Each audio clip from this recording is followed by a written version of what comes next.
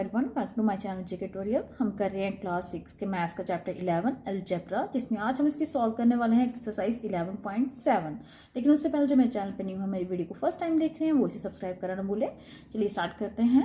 First of all K1 question है। K1 question में आपको जहाँ पे कुछ इक्वेशन दी गई हैं, ये अलजेब्रिक एक्सप्रेशन है। जब ये किसी नंबर के इक्वल में आ जाए, इक्वल के साइन में आ जाए, तो ये आपकी इक्वेशंस बन जाती है। आपको बताना है कि कौन सी इक्वेशंस जो हैं वो कंडीशनली ट्रू हैं।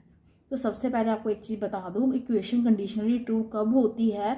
जब कोई एक ही वैल्यूज को सेटिस्फाई करती है वेरिएबल की। फॉर एग्जांपल, जैसे आपको ए पार्ट यहाँ पे दिया गया है, तो एक्स की यहाँ पे सिर्फ कोई एक वैल्यूज को सेटिस्फाई करेगी, लेफ्ट साइड राइट साइड के इक्वल आ जाएगी, और किसी भी वैल्यू के लिए लेफ्ट साइड जो है राइट साइड के इक्वल नहीं आएगी। तो उस केस में आपकी इक्वेशन क्या होती है? कंडीशनल ट्रू होती है। लेकिन कुछ ऐसी इक्वेशंस होती हैं कि आप उसमें वेरिएबल की कोई भी वैल्यू डालोगे तो लेफ्ट साइड जो है हमेशा राइट साइड के इक्वल आ जाती है। ऐसी इक्वेशन को हम बोलते हैं अनकंडीशनली ट्रू। बस इसी को हम सॉल्व करेंगे। चलिए देखते हैं कैसे करना है। जैसे कि यहाँ पे आपको ए पार्ट में दिया गया है 2x + 3 = 5। तो हम x की कोई भी एक वैल्यू पुट करें, कोई भी कर सकते हैं। मैंने 1 से स्टार्ट किया, तो जब मैंने x की वैल्यू यहाँ पे 1 पुट किया, 2 × x की जगह 1 आ गया, +3 = 5। दिस इम्प्लाइज 2 1s are 2 +3 = में क्या है? 5। यहाँ से देखिए 2 + 3 कितने हो गए? 5 = राइट साइड में भी क्या है? 5। तो यहाँ से आपकी लेफ्ट साइड और राइट साइड आपस में क्या आ गई? इक्वल आ गई। ये आपकी आ गई कि लेफ्ट साइड = आ गई राइट साइड। ठीक है, ये अभी हमने एक ही वैल्यू चेक किया। अब एक और वैल्यू हम पुट कर लेते हैं, कोई और। x की जगह 1 पुट किया था, चलिए 2 पुट कर देते हैं। तो x की जगह मैं 2 पुट करूंगी तो ये आपका आएगा 2 × x की जगह पे क्या आना है? 2 आएगा, +3 = में क्या था? 5। अब ये देखिए 2 2s are 4 +3 = 5। This implies 4 + 3 7 = sign था बीच में 5। अब 7 जो है 5 के इक्वल तो होता नहीं है, तो ये मैंने कर दिया इसको क्रॉस। यहाँ से हमारा क्या आया कि यहाँ से हमारा लेफ्ट साइड जो थी वो राइट साइड के इक्वल नहीं आई। सिर्फ एक वैल्यू है 1, जिसके लिए हमारी इक्वेशन क्या हो रही है? ट्रू हो रही है, और किसी वैल्यू के लिए ये सेटिस्फाई नहीं कर रही। तो लास्ट में आप लिखेंगे कि जो हमारी इक्वेशन थी 2x + 3 = 5 इज कंडीशनली ट्रू। सिर्फ कंडीशन है। क्या कंडीशन है? कि x की वैल्यू क्या होनी चाहिए? 1, और किसी भी वैल्यू के लिए ये ट्रू नहीं है, होल्ड नहीं करती। उसी तरह देखिए नेक्स्ट आपका है 4y + 5y = 9y। यहाँ पे मैं देखिए y की वैल्यू एक बार 1 पुट करती हूँ, क्या होगा? यहाँ से आपका आएगा 4 × 1 + 5 × 1, साथ में राइट साइड में पुट कीजिए। यहाँ पे भी y की है, 1 आ गया। 4 1s are 4 +5 1s are 5 +9 1 sorry = 9 1s are 9। 4 + 5 कितने हो गए? 9, और 9 = 9। यहाँ से आपकी लेफ्ट साइड किसके इक्वल आ गई? राइट साइड के इक्वल आ गई। अब एक और वैल्यू पुट करके देखते हैं। हम पुट करेंगे अभी y की वैल्यू को 2। तो यहाँ से हमारा देखिए 4 × 2 + 5y है, 5 × 2 = 9y था। इसके साथ भी 2 को मल्टीप्लाई करेंगे। अब यहाँ पे देखिए 4 × 2 कितना हो गया? 8। 5 × 2 10 = 9 × 2 18। 8 + 10 कितने हो गए? 18। तो यहाँ से भी आपकी लेफ्ट साइड जो है = राइट साइड आ गई। इस कंडीशन में भी आप कोई भी वैल्यू यहाँ पे पुट करोगे ना, तो यहाँ पे लेफ्ट साइड उस राइट साइड के इक्वल आएगी ही आएगी। तो ये कंडीशनली ट्रू नहीं है, ये हर एक वैल्यू को सेटिस्फाई कर रही है। तो यहाँ पे आप लिखेंगे कि जो हमारी इक्वेशन थी 4y + 5y = 9y is conditionally नहीं, अनकंडीशनली ट्रू है। याद रखिए, जहाँ पे हर एक वैल्यू के लिए ये सेटिस्फाई करता है उसे हम अनकंडीशनली ट्रू बोलते हैं, और जहाँ सिर्फ एक वैल्यू के लिए सेटिस्फाई करता है उसे हम कंडीशनली ट्रू बोलते हैं। नेक्स्ट आपका सी पार्ट है। यहाँ पे पुट कीजिए p की वैल्यू = 1। क्या आएगा? 5 × 1 + 2 = 12 इम्प्लाइज 5 1s are 5। 5 + 2 कितने हो गए? 7।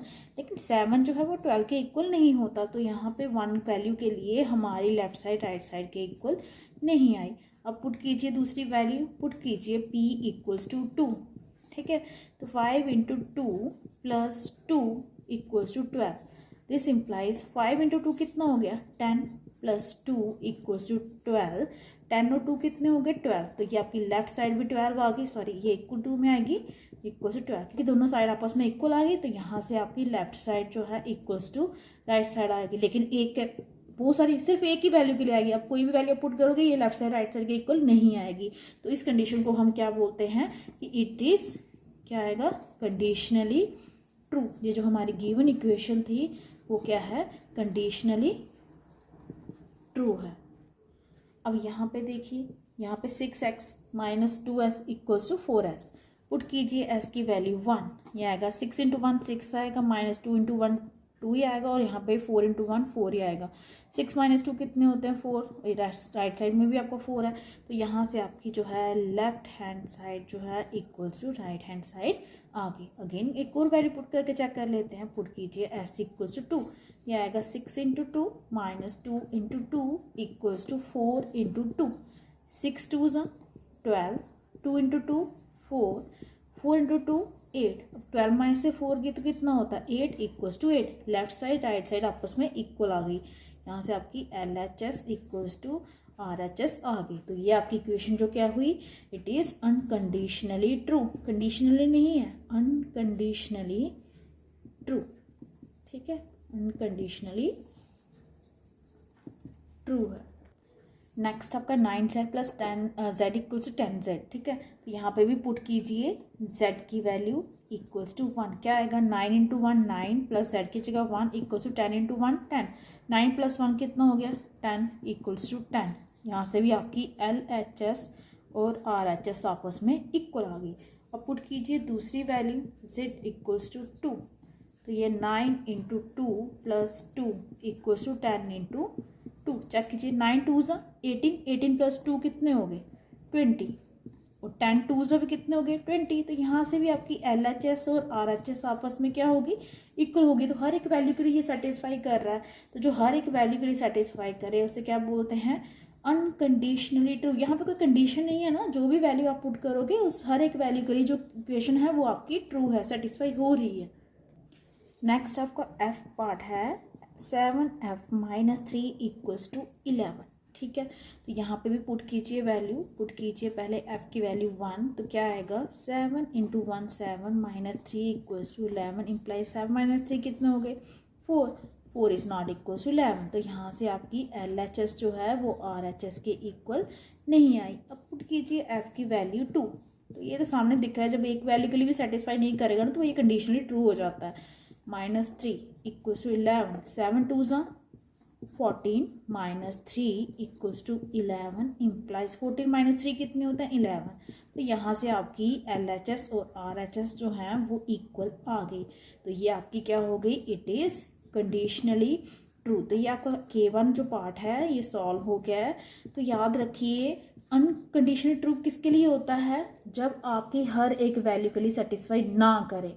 अगर हर एक वैल्यू के लिए सेटिस्फाई करता तो कंडीशनली की जगह अनकंडीशनली आ जाता। और एक चीज़ याद रखिए, जो भी अनकंडीशनली ट्रू होते हैं ना वो सारी आपकी क्या होती हैं, आइडेंटिटीज़ होती हैं, उसे हम आइडेंटिटीज़ बोलते हैं।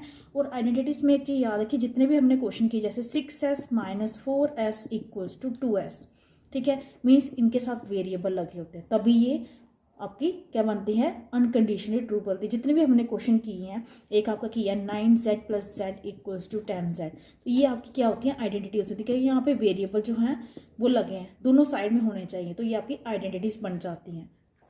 तो नेक्स्ट आपका K2 क्वेश्चन है, आपने यहाँ पे आइडेंटिटीज चूज़ करनी है इन इक्वेशंस में। मैंने आपको बता दिया था आइडेंटिटी तभी बनती है जब दोनों साइड वेरिएबल लगे हों और सेटिस्फाई भी हो। जैसे 6 प्लस 2 8q, तो यहाँ पे भी 8q है, तो ये आपकी आइडेंटिटी है।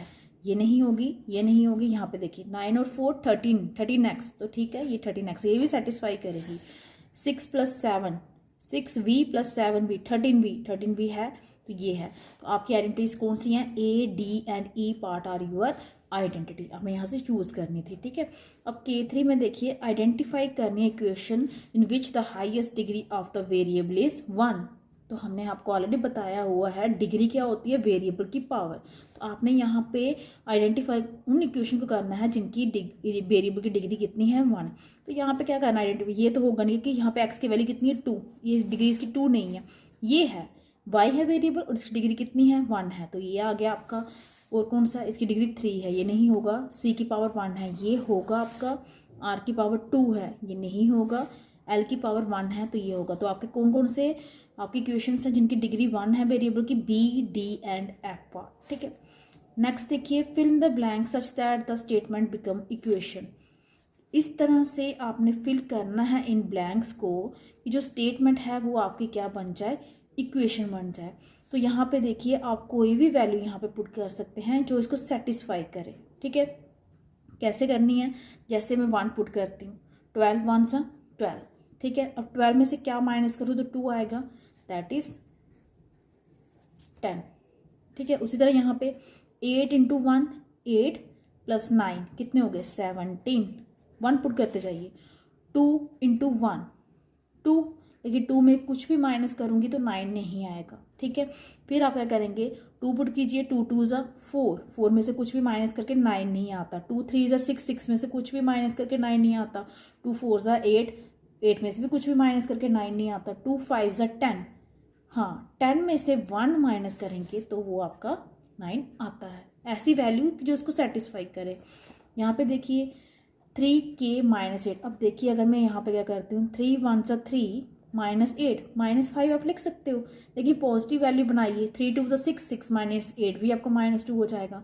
3 3 सा 9 9 माइनस 8 1, तो इसको बना लीजिए पॉजिटिव वैल्यू। ठीक है, नेक्स्ट देखिए आपका S2 क्वेश्चन है, मैच द फॉलोइंग देंगे आपको। यहाँ पे आपने क्या करना है, कॉलम को मैच करना है उनकी आइडेंटिटीज़ के साथ। जैसे है 5n plus dash equal to 7n। 5n में क्या ऐड करोगे तो 7n बनेगा, 2n ऐड करेंगे। 5n और 2n आपके 7n होते हैं। 8t माइनस टी, 8t में से एक t माइनस कर दिए, कितने बच गए 70। 70 ढूंढिए, ये है आपका 70। Dash plus 13c equal to 21c। 13 में क्या ऐड करो तो 21 बनता है। 8 के साथ c भी है, तो ये आपका ये आ गया 8c। t/2 हाफ हाफ पूरा 1 बन जाएगा, ये t आएगा, ये आ गया। डैश प्लस 6 में क्या ऐड करो तो 15 बनता है 9, तो ये आपका यहाँ पे मैच हो गया। ठीक है, next give an example of an identity in the variable n।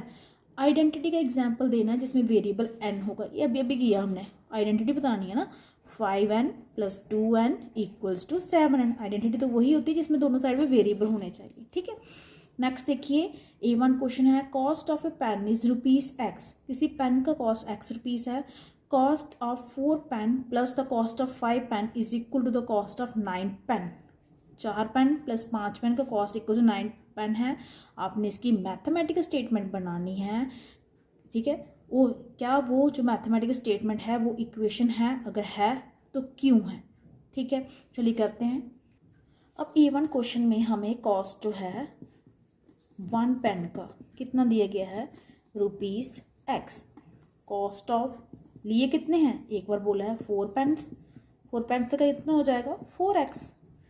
Cost of दूसरी बार बोला 5 pens, 5 pens equals to 5x। और लास्ट में से बोला टोटल कितना है, कॉस्ट ऑफ 9 पेन्स, वो हो जाएगा 9x। अब आपका अकॉर्डिंग टू जो क्वेश्चन बोला है, आप बोलेंगे अकॉर्डिंग टू क्वेश्चन उसने बोला है कि जो कॉस्ट है आपका 4 पेन का कितना है 4x plus cost of 5 pens 5x equals to cost of 9 pens. ठीक है, और ये उन्होंने बोला कि ये इक्वेशन है, yes it is an equation.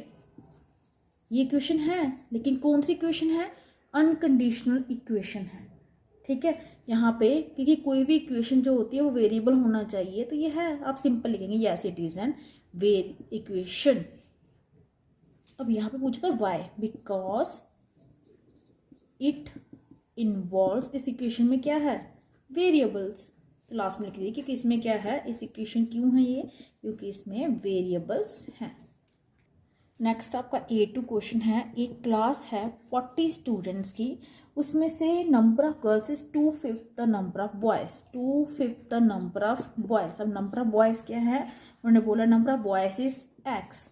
Right a mathematic statement to represent the situation. इस सिचुएशन को रिप्रेजेंट करने के लिए एक मैथमेटिक इक्वेशन बनाइए और बताइए कि जो स्टेटमेंट है वो इक्वेशन है और क्यों है। ठीक है, तो यहाँ पे देखिए नंबर ऑफ बॉयज़ कितने हैं, सबसे पहले हम स्टेटमेंट कैसे बनाएंगे, नंबर ऑफ बॉयज़ कितने हैं आपके पास x। ठीक है, और नंबर ऑफ गर्ल्स कितनी हैं, नंबर ऑफ गर्ल्स उन्होंने बोला है यहाँ पे 2/5। 2/5 मीन्स 2/5 किसका, बॉयज़ का। ठीक है, टोटल नंबर ऑफ स्टूडेंट्स कितने हैं, टोटल नंबर ऑफ स्टूडेंट्स वो है आपके 40। ठीक है, अब इसको कैसे लिखेंगे, टोटल नंबर ऑफ स्टूडेंट्स क्या होंगे, number of boys plus number of girls means x plus 2/5 x equals to 40।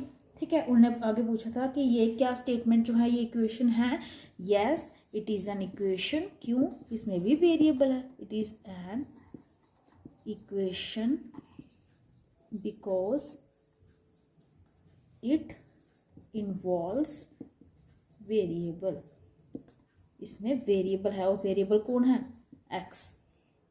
Next आपका A3 क्वेश्चन है कि अनुषा जो है वो आपकी 5 ईयर बड़ी है किससे, संगीता की एज से। मीन्स अनुषा की एज जो होगी वो संगीता की एज से 5 साल ज़्यादा है, और अनुषा की और संगीता की जो एज है इन दोनों का सम है 29। आपने एक इक्वेशन बनानी है, रिप्रेजेंट करनी है स्टेटमेंट, अगर अनुषा की एज जो है ना वो आपको x दी है। ठीक है, अनुषा की एज आपको क्या है, x लेनी है। तो जो उन्होंने पूछा क्या जो इक्वेशन बन रही है क्या वो लीनियर इक्वेशन है, तो कोई भी इक्वेशन जिसमें एक वेरिएबल की पावर जो है डिग्री है ना वो 1 हो तो वो लीनियर होती है। तो सबसे पहले देखिए अनुषा की एज जो है, अनुषा एज वो कितनी है, x है। ठीक है, सम ऑफ देयर एजेस, दोनों की एज का सम कितना है, जैसे 29। ठीक है, अब उन्होंने बोला था, एक कंडीशन दी थी कि अनुषा जो है वो संगीता से 5 टाइम बड़ी है। ठीक है, पहले देखिए ये आगे ना ये कंडीशन वो बाद में लगाते हैं। दोनों की एज 29 है, एक की x है तो दूसरी कितनी होगी, संगीता की एज कितनी होगी, संगीता एज दोनों की 29 है तो 29 में से माइनस कर दीजिए अनुषा की एज को, ये आ गई x, ये संगीता की आ गई।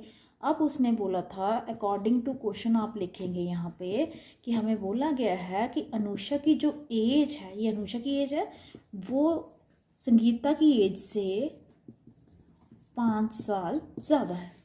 ठीक है, तो यहाँ पे देखिए ये माइनस एक्स इस साइड लाइए, इक्वेशन को थोड़ा सा सॉल्व कर लेते हैं। और 29 में 5 कितना हो गया 34, x प्लस x कितना हो गया 2x, और प्लस का 34 उस साइड जाके माइनस का इक्वल्स टू 0 रखिए, जहाँ इसको 34 उस साइड भी रख सकते थे। अब ये इक्वेशन है।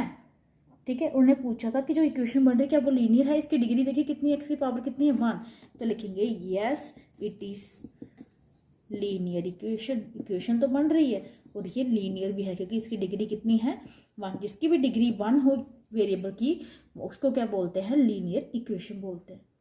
नेक्स्ट आपको A4 क्वेश्चन में दिया गया है कि नंबर ऑफ प्लांट्स जो हैं हर एक रो में वो कितने हैं, इन ईच रो, एक रो में वो है n, और आपको दिया there are n numbers of row, number of plants in n rows, n rows एक रो में n है तो n रोज में कितने होंगे, n into n, n into n that is n square. उसने बोला है अकॉर्डिंग टू जो क्वेश्चन हमें बोला है वो कंडीशन हम यहाँ पे अप्लाई कर रहे हैं।